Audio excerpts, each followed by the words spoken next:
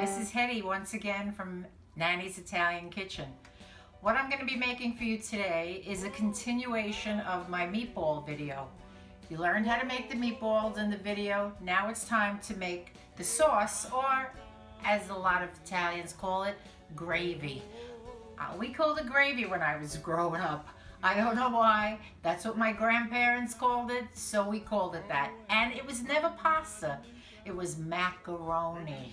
We would have macaroni and meatballs and gravy on Sundays. And we would have a giant table with all my aunts and uncles, and because my grandmother and grandfather on my mother's side had 14 children. And now they all got married and they all had children. So how they did this in a 5-room apartment, I'll never know.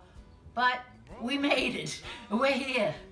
So I'm going to show you how to make the meat that goes into the gravy. These are bracioles, and this is some sausage. Now, you could put pork in, you could put whatever you want, a piece of beef. I like to put bracioles and sausage. Gotta have a little pork to make the sauce taste just so.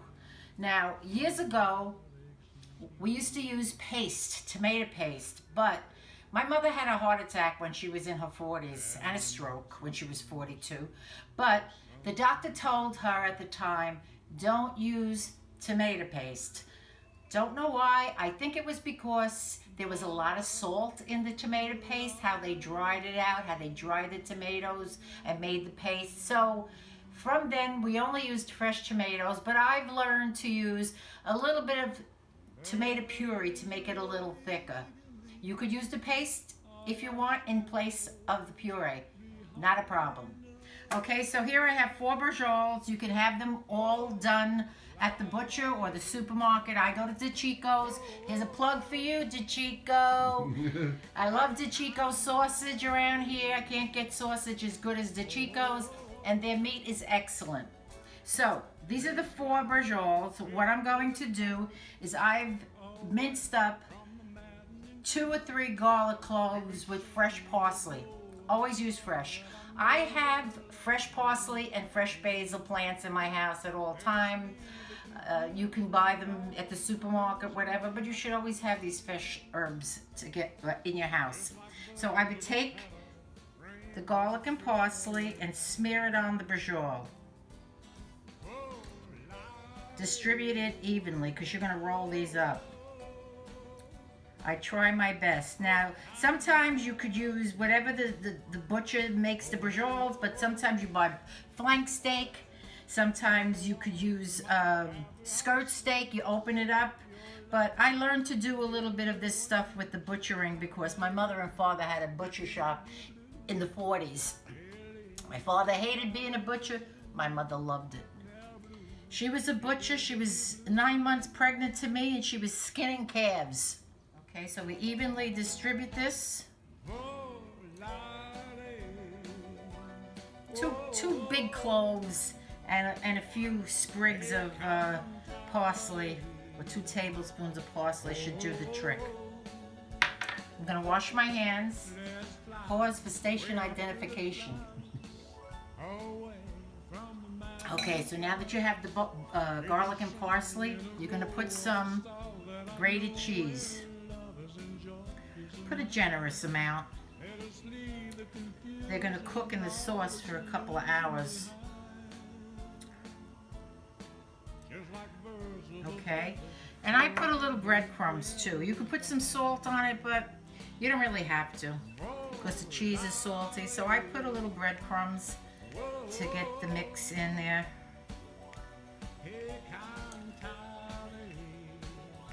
Alright, now you're going to have to roll them and put a skewer in them. You could use skewers, you could use toothpicks, you could use rope. My mother used to use string until one day when we were eating and she had choked on the string from the bracciole and she pulled it out of her throat. We don't use string anymore. I bought these skewers, they're stainless steel, and if you don't have them, toothpicks, the round, solid toothpicks will do just as well. So you roll them around here.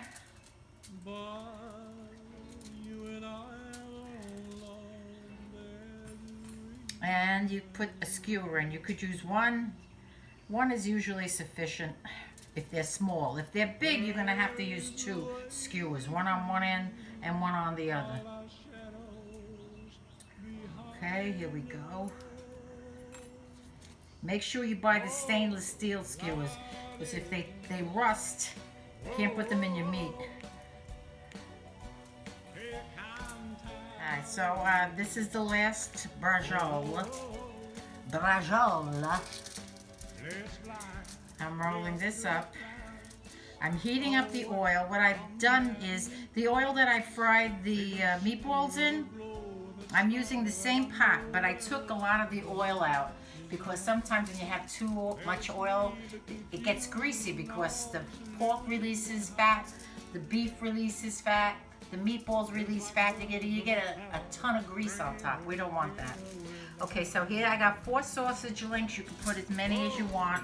What I do is I prick them so that the liquid that accumulates in there doesn't squirt all over the place.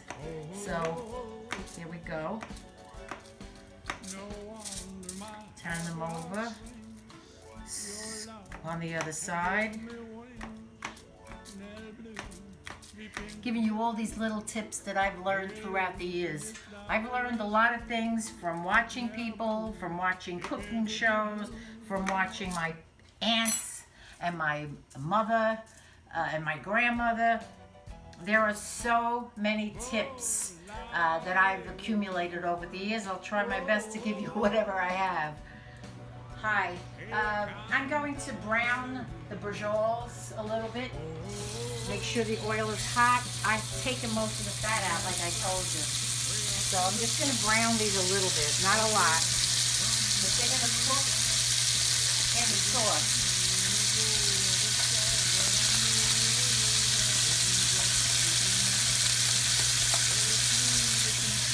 Let's not have them popping all over the place. So the bracioles and the sausage are a little browned. Like I said before, you don't have to brown them thoroughly. Just a little sear on each side. And then what I do, and I look at these, see these? My grandson Luke loves to help me cook. He made these meatballs and he's getting better at it, let me tell you. Okay, here, so we got everything out.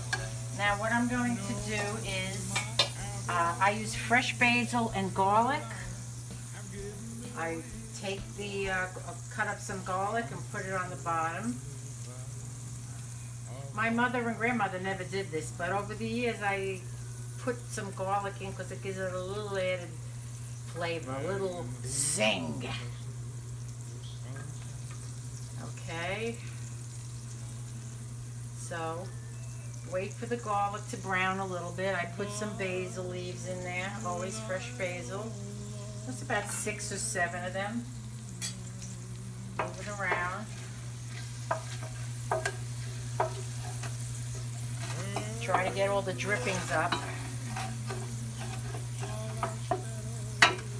And brown the garlic. Here, I had a little piece of sausage.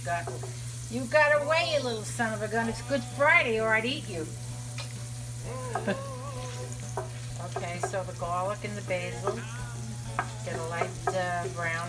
Now, if you were using tomato paste, when the garlic is brown, that's when you would put in your can of tomato paste, move it around, and then add the tomatoes.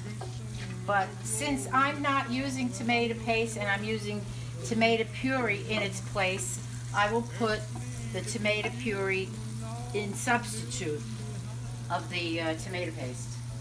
Okay, so I got 2 cans of tomato puree.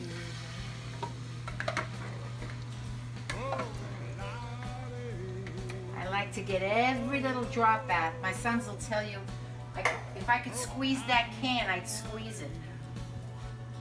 Okay, I'm making an extra big sauce today because Sunday is Easter and I'm making a lasagna, and you need the meatballs for the lasagna, and you also need a lot of sauce. It's on medium, is it? I have it on medium. Okay, so mix this in. Now I add my tomatoes. I like to use the San Marzano. They're the best tomatoes you can get. And I put them in the blender. Now there's a story behind that as well. When my kids were small, especially my son Paul, I would use the tomatoes straight from the can, and they would find these little things in their pasta, and they would tell me, "Ma, I don't like the lines in here. Can you get rid of the lines?" The lines were the tomato skins. So I started putting them in the blender so that we could get rid of the lines. Right now I'm making a huge sauce. I got 6 cans of San Marzano tomatoes. These are the smaller cans. If you were using the 35-ounce cans, you could use 4 or 5. These cans are 28 ounces, so they're a little smaller. So I put that in. Okay, like I said, I like to get everything out. So what I do is put a little water in the blender, and I go through each can, make sure I get all the tomatoes. Okay, now that I've put some water in the blender and took all the tomatoes out, I went through each can and one to another, so I got every last drop of tomato, and that's what's left. Okay, so now I put in a teaspoon of sugar. A little teaspoon of sugar helps the medicine go down. So you don't put more than a teaspoon. I went to a friend's house one time. She invited us for dinner. She must have dropped the whole sugar bowl in there because the sauce was so sweet. And now a teaspoon, 2 teaspoons of salt. Mix it up and let it cook. Let the sauce cook. Now I put the bracioles in with this here because my sons love the bracciole when they're falling apart. The more they're falling apart, the more they like them. So I put them in from the beginning so the meat and the beef cooks. When this has been cooking for like a half hour, I add the sausage, and then a half hour before it's done, I put in the meatballs. I don't put the meatballs in right away because if you make them cook too much, they fall apart. You won't have gravy, you'll have meat sauce. So this is what I do. Okay, now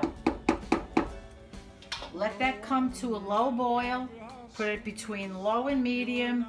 Cook it with the cover on, but don't put the cover on all the way. Leave it so that some air can escape. And let it cook. And we'll come back when I'm ready to put the meat in. Sauce with the bracioles have been cooking for about a half hour, 45 minutes. Now I add the sausage. First of all, let's give it a stir. Now, if you were making this sauce for just a regular Sunday meal, you would only put like 3 or 4 cans total. You don't need all of this, but because I'm making the lasagna, I added extra cans so that I'll have enough sauce to make the lasagna and also to have it to put it on top when it's served. Okay, so the sausage is going in. Now I'll let this cook for another hour, and I'll put the meatballs in after about an hour and a half. The meatballs, you know, like I said, you don't have to put in at the beginning because they'll fall apart. So this will cook for another hour. Then I'll add the meatballs and the sauce will be done. So the sauce is done. The meatballs will go in about an hour and then cook it for 2 hours total. You don't need to cook it any more than that. See you in the next video when I'll be making lasagna. A-okay.